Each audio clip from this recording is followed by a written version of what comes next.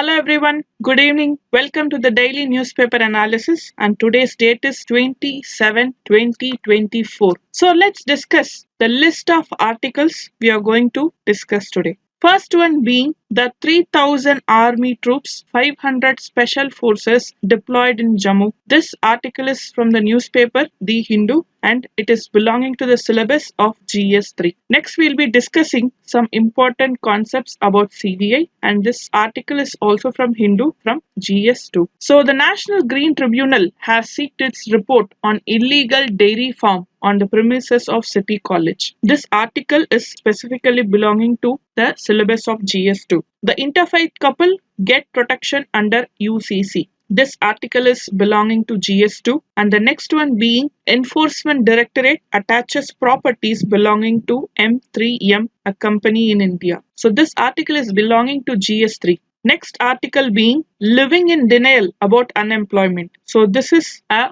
editorial from The Hindu and this article is belonging to the syllabus of GS3. Next we'll be discussing an unfortunate event that is a UP train accident and the toll has risen to 4 and number of injured is 31. So finally we'll be discussing prelims practice question. Now let's go into the article.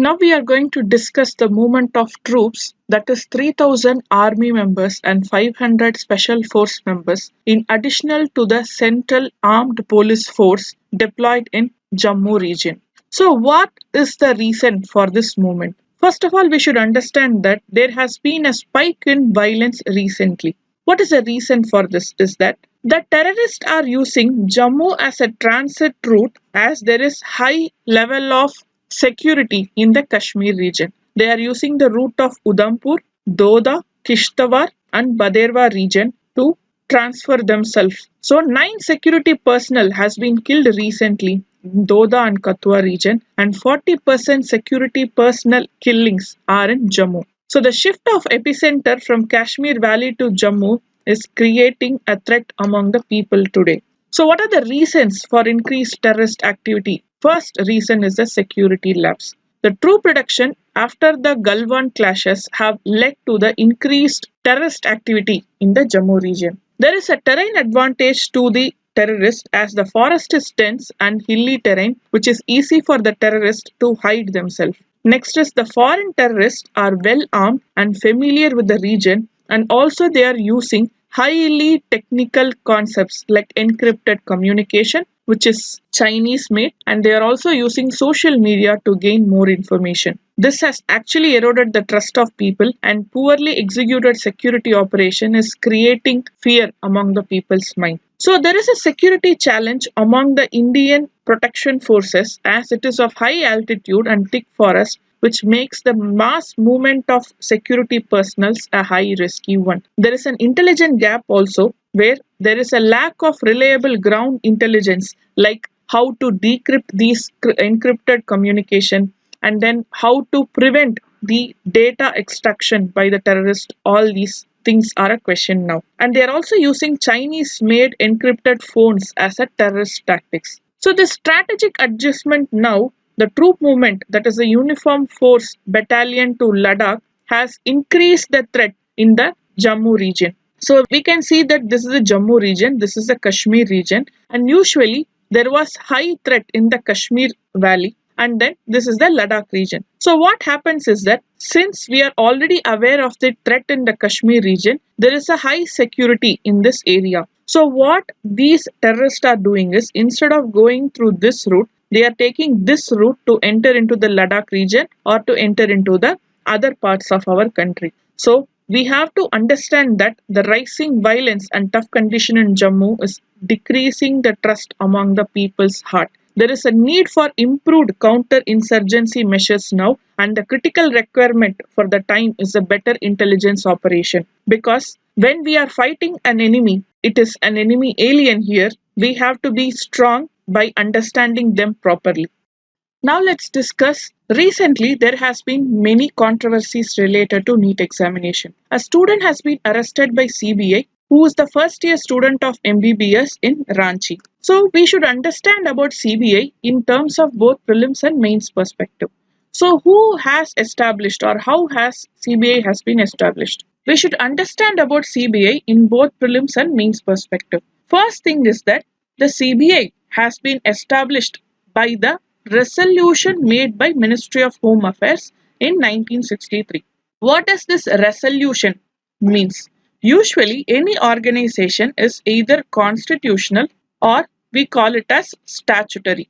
So what does constitutional means? Any organization who is formed by a article by constitution or any constitutional amendment, we call it as a constitutional body. If it is formed by a parliamentary law, we call it as a statutory body. But CBI is neither constitutional nor statutory. It is formed by a resolution, so it is an attached office. So it is recommended by the Sandhanam Committee of Anti-Corruption, and currently CBI is under the Ministry of Personnel. So talking about Ministry of Personnel, one thing we should know is that they are the primary investigating agency of central government. So where do they draw powers from? They draw powers from the Delhi Special Police Establishment Act of 1946. They also assessed Central Vigilance Commission and Lokpal.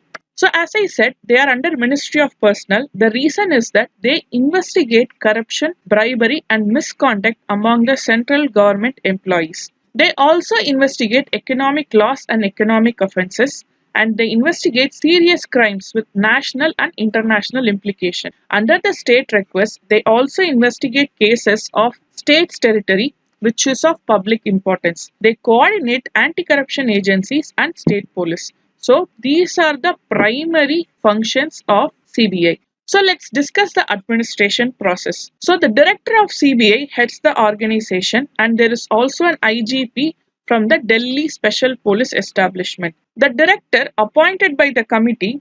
Now let's discuss about the administration. The director heads the CBI organization and is of IG rank from the Delhi Special Police Establishment Act. The director is appointed by the committee, and the committee consists of Prime Minister as the head. It also has leader of opposition along with the Chief Justice or a Supreme Court judge. The appointment process follows Lokpal and Lokayuta Act of 2013. So what is the tenure and training? The director has a guaranteed 2-year tenure under the Central Vigilance Commission Act of 2003.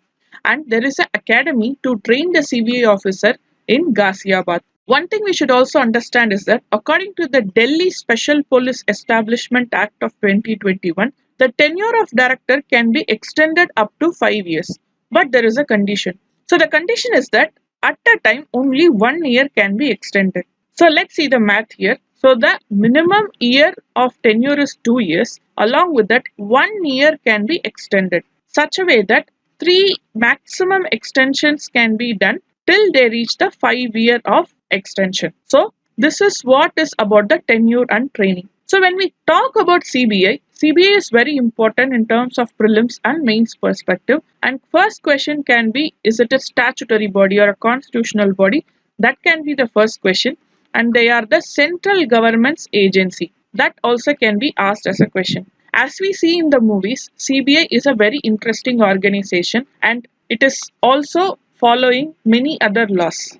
Now let's discuss an interesting case. This is a case under National Green Tribunal, where National Green Tribunal has sought report on illegal dairy farm on premises of a city college. So this has taken place in the Chennai MGR Janaki College of Arts and Science for Women. This is in Adayar. So let's go into the topic where we have to understand the point of importance, which is National Green Tribunal. So let's see the history and origin of National Green Tribunal. First, the thought of National Green Tribunal rose in the Earth Summit Rio de Janeiro 1992. In this, India pledged legal and administrative remedies for environmental damage. So there was the judiciary's role also in environmental protection. One thing is the right to clean environment, which is recognized as a fundamental right under Article 21, which is right to life with dignity and personal liberty.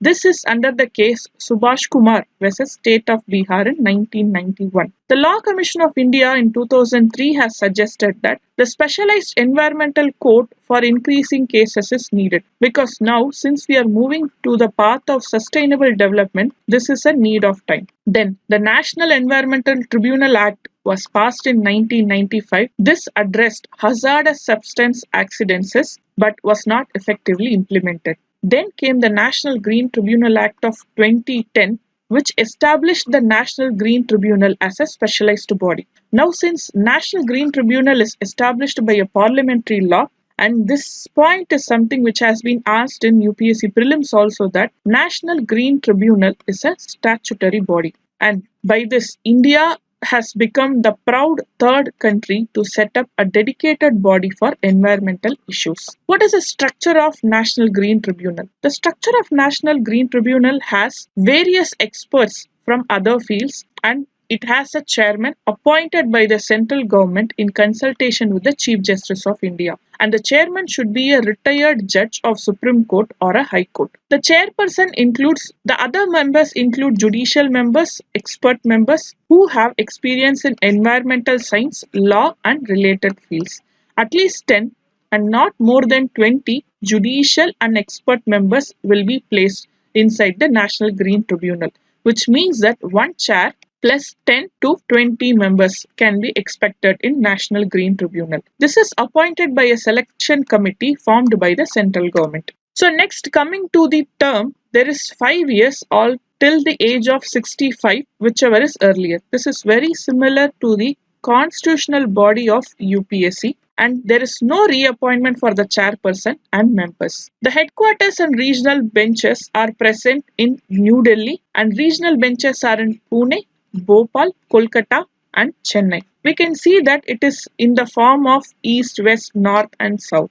The functions and authority of National Green Tribunal is that it operates under the National Green Tribunal Act, and it has the authority to pass orders for compensation, enforce regulation and issue directives. We have to understand one thing, that they hear all civil cases related to environmental issue and laws in Schedule 1 of National Green Tribunal Act. Is this the only thing? No. There are other relevant laws also which come under the National Green Tribunal Act, which is the Water Prevention and Control of Pollution Act of 1974. Then the Water Prevention and Control of Pollution (CES) Act of 1977, Forest Conservation Act of 1980, the Air Prevention and Control of Pollution Act of 1981, the Environmental Protection Act of 1986, the Public Liability Insurance Act of 1991, the Biological Diversity Act of 2002. So by seeing all these things, we have understood one thing. India is having more focus on environmental protection, and also it reduces the burden of judiciary, as this is a specific body for environmental issues. So this seems that India is moving forward towards the path of sustainable development.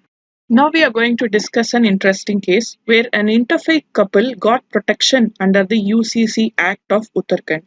So the Uttarakhand, after the Goa, has brought an Uniform Civil Code Act. What is Uniform Civil Code? So Uniform Civil Code is actually mentioned in the Constitution under Article 44. But one thing is that it is mentioned under TPSP, which means that it is not legally enforced in any court.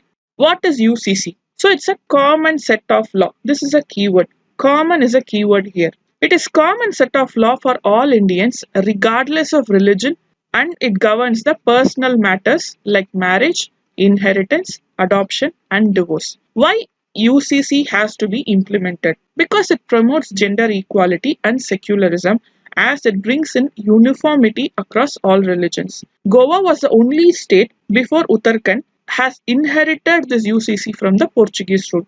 Rest of India, there are different personal laws based on religion, example Hindu Marriage Act, Muslim Personal Law, etc. Why should we bring UCC? Or in other words, what are the benefits of UCC? First is gender equality. It ensures equal rights in terms of every personal activities like inheritance, divorce, maintenance, etc. It also reduces confusion. It consolidates multiple personal law, and it simplifies the legal matters. In today's scenario, where Supreme Court has more burden, not just Supreme Court, in all judiciaries, there are more burden of cases, and this will reduce the confusion. It also promotes unity because it bridges religious divides and strengthens the secularism. And is there any economic benefits? Yes. So the Law Commission has estimated that 30% reduction in litigation will take place and 15% of increase in economic efficiency will take place because it facilitates the property transaction, inheritance and other business partnerships also. And is it easy to implement UCC just like that? Of course no. There are some challenges. What are those challenges? First is the minority consent. So whenever we talk about UCC and religions, it is not just the major religions which are involved, but also other tribal religions are involved. So when the minority have major concern, and we cannot definitely disregard those identity and diversity. So next, coming to the constitutional right, which is a fundamental right under Article 25, this also will be under question when UCC is implemented. And there is a political consequence also because when a bill has to be brought as an act, we should get majority, and that is also a challenge as the lack of agreement among political parties will hinder this implementation. So there are many cases related to this UCC, and first being the Shah Bano case of 1985. In this case, Supreme Court has emphasized the need for UCC and removing the ideological contradiction. In terms of Goa UCC case of 2002, the Supreme Court has upheld that the Goa's UCC case is constitutional as it is demonstrating feasibility. And next is the very famous Triple Talaq case, which is Shiara Banu case of 2017, where the Supreme Court has struck down Triple Talaq, paving the way for UCC and promoting gender justice. Recently, Law Commission has given a report. Under this, Law Commission has stated that UCC is not necessary. Instead, the Law Commission is recommending eliminating practices which is violating gender equality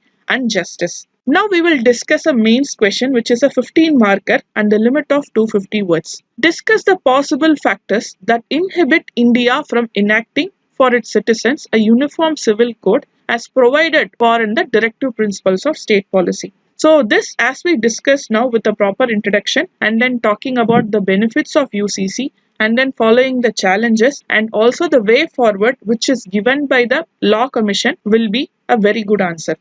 Recently, the Enforcement Directorate has been more visible in news, and this news where the ED has attached the properties belonging to M3M company is in news. Recently, the Enforcement Directorate has been seen in news. So this news is also about the Enforcement Directorate where they have attached the properties of M3M in India. So what is Enforcement Directorate? So Enforcement Directorate is a financial investigation agency who deal with money laundering and foreign exchange based offences.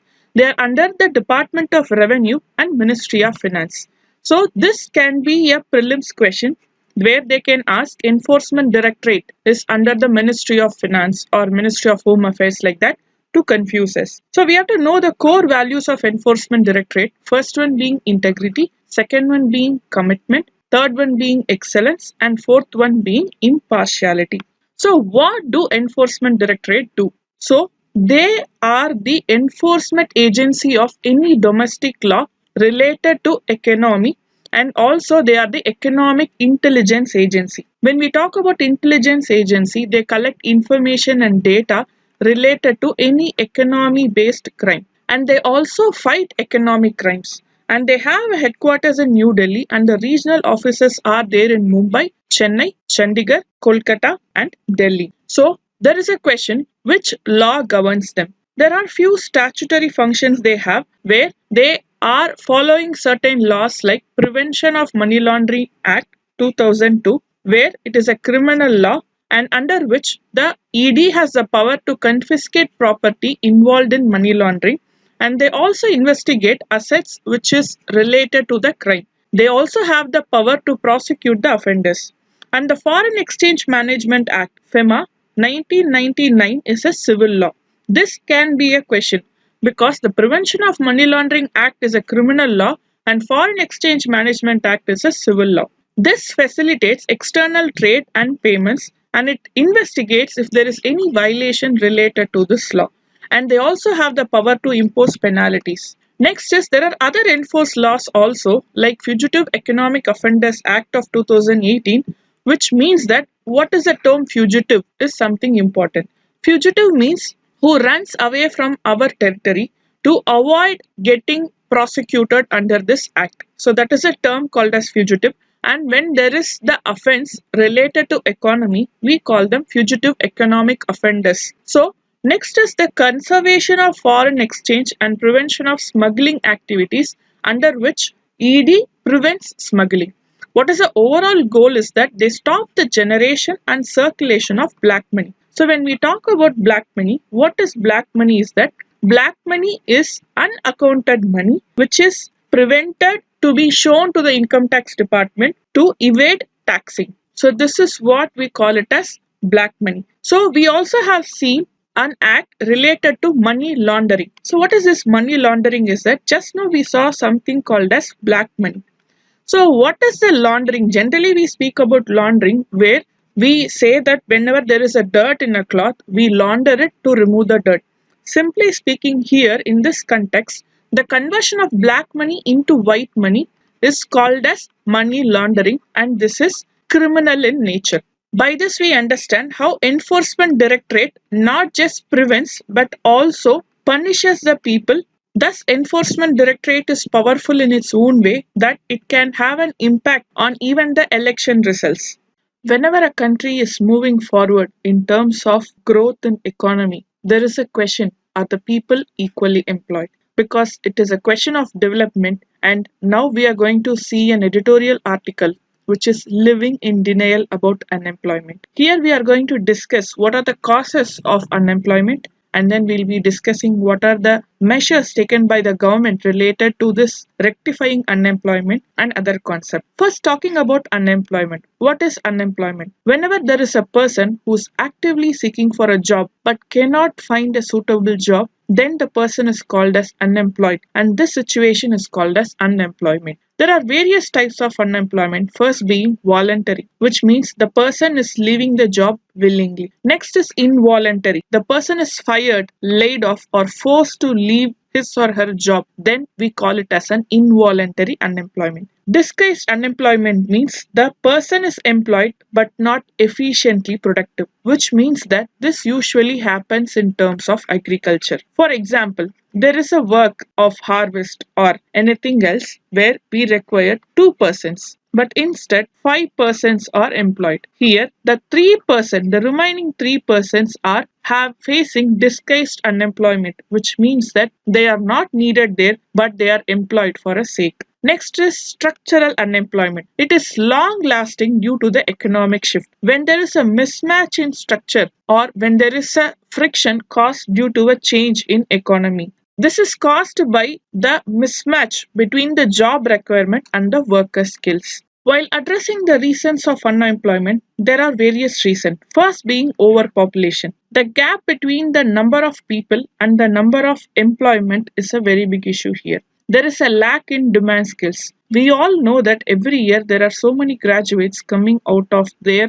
colleges, but still why they are unemployed? Because they do have the educational qualification, but the question is, do they have their skills? Next is the lack of opportunities, where we are either unemployed or we are underemployed. Like we have seen today more gig workers employed in various app-based works even though they have a graduation. Illiteracy, language proficiency is also a very big skill. Today, AI is impacting on skills because many people who have skills are not able to use AI, and many people who do not have required skills just because they know to use AI are employed. Lack of employability and unorganized sector dominance. We all know that unorganized sector is employing the maximum workforce. Almost 94% of labor force is employed by this unorganized sector. One issue about unorganized sector is that we are not able to get the proper data about the employment rate in terms of unorganized sector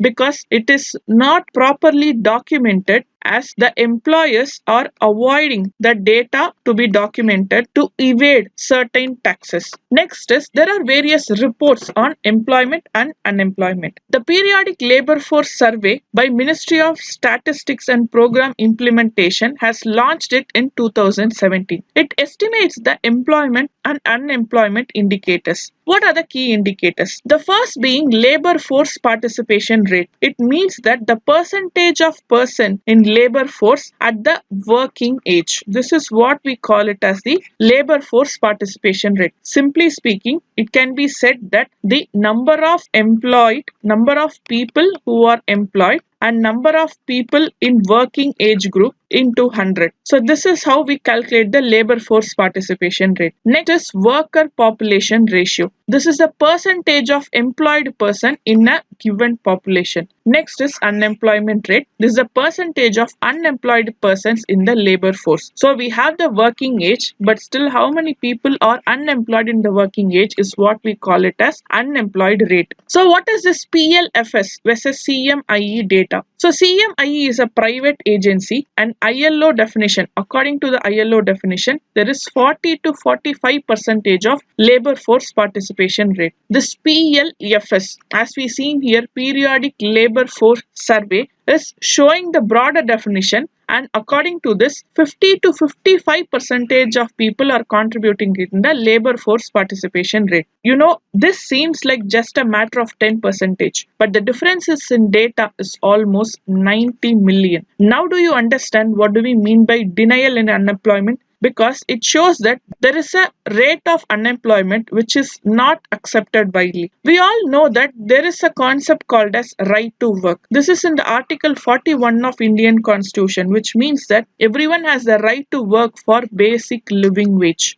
There are many government initiatives to address this unemployment concept. So let's see what are those. First is Atmanirbhar Bharat package. The Atmanirbhar Bharat Rozgar Yojana, so which means that the daily working, especially in the rural area. Next is Prime Minister Employment Generation Program. Next is we have street vendors Atmanirbhar Nidhi, Swanidhi, which we call it as PM Swanidhi, and then Deen Dayal Upadhyay Gramin Kaushalya Yojana. This Gramin Kaushalya Yojana is a rural skilling program. Whenever we see the term Kaushalya, we should understand that it is related to skilling program. Then we have Pradhan Mantri Mudra Yojana, which is related to loans given to the startups. Next we have Garib Kalyan Rozgar Yojana. So what we have understood from this is that we have many initiatives, but the question is, are they effectively implemented? So now we have to concentrate more on skill development, as we saw at the starting of this article that we have employment, but are these people employable? Do they have an important skill to be employed? So now we have to address these skill development programs. Atmanirbhar Bharat, we want to attain self-sustainability, self-reliance. In this case, we have to involve our human resource in labor force participation. So reducing the unemployment rate is not only important from the societal point of view, but increasing the employment force participation rate or labor force participation rate will also develop the economy. On the other hand, Indian Railways is the Asia's second largest railway system and the world's fourth largest. We had an unfortunate incident, UP train accident, and the toll has been risen to 4 and 31 people has been injured.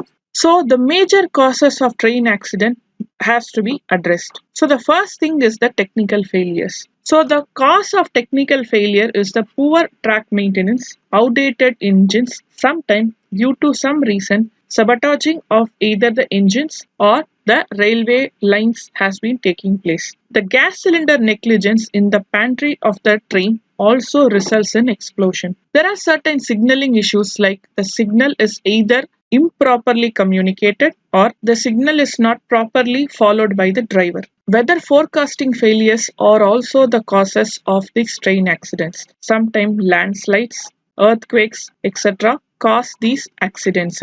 Human errors also take place where there is a safety protocol lapses, sometimes lack of fund either due to delay in fund sanctions or due to corruption. Wrong signaling is also taking place and miscommunication also causes the human error. There are certain external factors like animal train conflicts. What do we mean by animal train conflicts? There are many train routes which is crossing the animal corridors where it is either resulting in the damages for both the sides or sometimes death of these protected species. There are many unmanned level crossings and harsh weather conditions. Even the natural disasters like heavy rain, floods, or earthquakes, landslides also causes these train accidents. There are wide lack of environmental impact assessment before constructing any train routes. What are the consequences of train accident? The first consequence is collision. Next is sometimes it is just a collision along with fires. Next is derailments. Especially when there is a hazardous material, it might lead to worsening of the situation. It also leads to environmental damage because sometimes the fire leads to expulsion of poisonous gases. There are also economic loss, more importantly, loss of life, and this will lead to public mistrust. Now, talking about the management of these disasters, there is an act called as Disaster Management Act of 2005. Under this, there are wide holistic approach by the Ministry of Railways and the National Disaster Management Authority. Under this, there are four key areas. One is preparedness. This is to prevent and also to quickly act during any such events. Next is rescue and relief, mitigation and prevention. As we know, prevention is better than cure, and also rehabilitation of victims due to these train accidents. There are various measures done by the government to prevent these accidents. First being Kavach. It is an indigenously developed technology. What is the function is that it automatically brakes this train whenever the manual braking is failed. Next is train collision avoidance system. This train collision avoidance system is especially useful in unmanned level crossing. Whenever the driver, the train operator is missing any signal,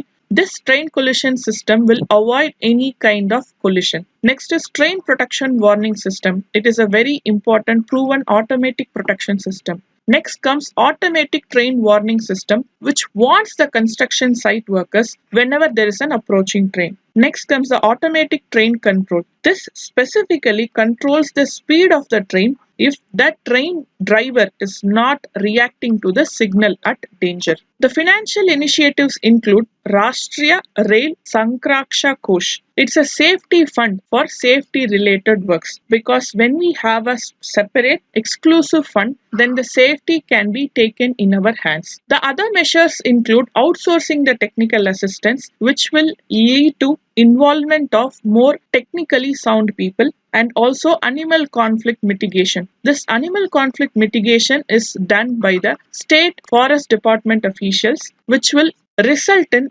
reduced animal accidents. Finally, we all should remember that Indian Railways is the lifeline of economy. Why is it the lifeline of economy? Is that it contributes to 1.5% of GDP, and it is not just the tertiary sector. It also supports primary and secondary sector terms of transportation of goods and services along with the passengers. The importance of safety is the need of the time, and there is a need for continuous improvement. Let us see the quiz of the day. The first question is very interesting because it is respect to the National Green Tribunal. As we just discussed, the tribunal can look into the cases relating to the enforcement of any legal right relating to the environment. The principal place of sitting of National Green Tribunal is New Delhi. Whenever there is a concept called as principal place, it means its headquarters. So talking about this question, it is both the statement 1 and 2 is right. The second statement is that with reference to the Central Bureau of Investigation, CBI, consider the following statement. The first one is CBI is a statutory body under Ministry of Home Affairs. CBI needs the prior consent of state government to exercise powers and jurisdiction in the state. So, looking at this question, the first statement, as I mentioned, that it is a non-statutory body because it is formed by the resolution of Ministry of Home Affairs. But I also have mentioned a statement that it is currently under the Ministry of Personnel. So the first statement is wrong. The second statement, I told you that CBI needs prior consent of state government, and yes, because CBI is an agent of central government, and if the CBI wants to exercise its jurisdiction in any state, it needs the prior consent of the state. In that case, the first statement being wrong and the second statement being right, the answer is 2 only. And that's all about today's discussion. If you like this video, press the like button and please share this video.